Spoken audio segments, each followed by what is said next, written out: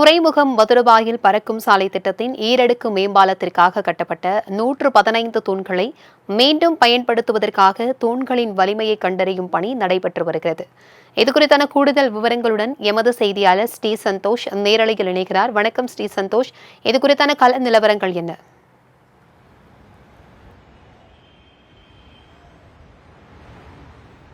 வணக்கம் பிரபாவதி. உலகிலேயே மிக நீளமான உயர்மட்ட சாலையை அமைக்கக்கூடிய திட்டமாக 2009ஆம் ஆண்டு இந்த பறக்கும் சாலை திட்டத்தினை திமுக ஆட்சியில் இருந்தபோது கொண்டு வர திட்டமிட்டிருந்தனர். குறிப்பாக இந்த திட்டத்தினை அப்போதைய பிரதமராக இருந்த மன்மோகன் சிங்கும் அடிக்கல் நாட்டி தொடங்கி வைத்திருந்தார்.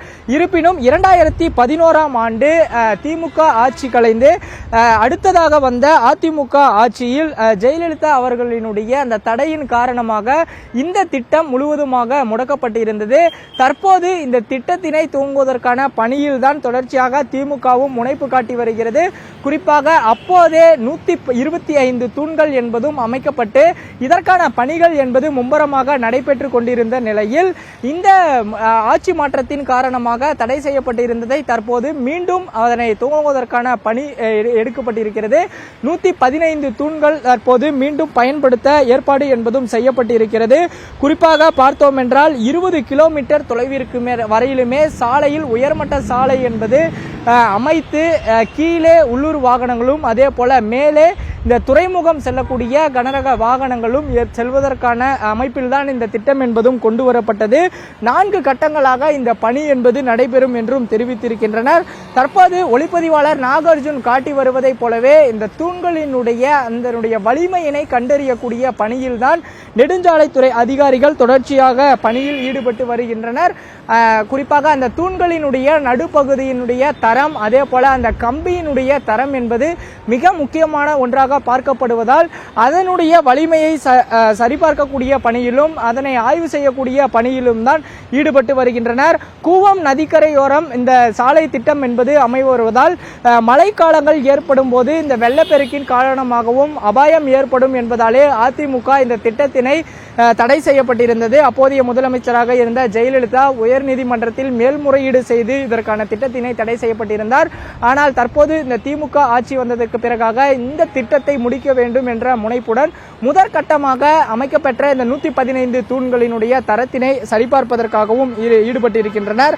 4 கட்டங்களாக பணி என்பது இருக்கக்கூடும் என்றும் தெரிவித்திருக்கின்றனர். குறிப்பாக துறைமுகம் இருந்து மதுரவாயில் இடையே வரக்கூடிய அந்த 21 கிலோமீட்டர் தூர வரையிலுமே 4 கட்டங்களாக அமைக்கப்படும் என்றும் முதல் பிரிவில் பார்த்தோம் என்றால் 4.9 கிலோமீட்டர் நீளத்திற்கு 1388 கோடியிலும் இரண்டாவது பிரிவு 5906 கோடியிலும் இந்த திட்டம் என்பது மூன்றாம் கட்டமாக 1616 கோடியிலும் நான்காவது கட்டமாக 1200 கோடி என மொத்தமாக 5000 கோடி செலவில் இந்த திட்டமானது முடிப்பதற்காக மேம்பால பணியினை துவங்க இருக்கின்றனர்.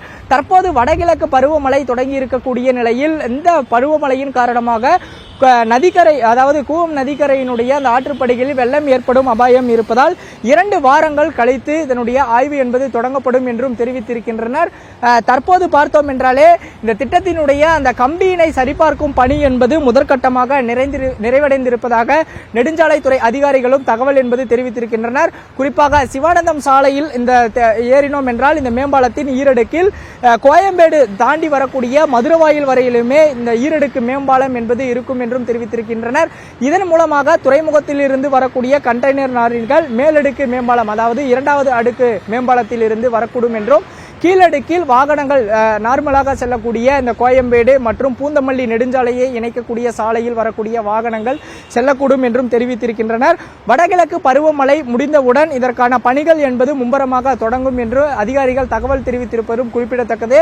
முழுவதுமான பதிகள் என்பதனை 2026ஆம் ஆண்டு மே 26ஆம் தேதிக்குள் இந்த பணியினை முடிப்பதற்காக அதிகாரிகள் திட்டம் தீட்டியிருப்பதும் குறிப்பிடத்தக்கது. பிரபாவதி, தகவல்களுக்கு நன்றி சந்தோஷ்.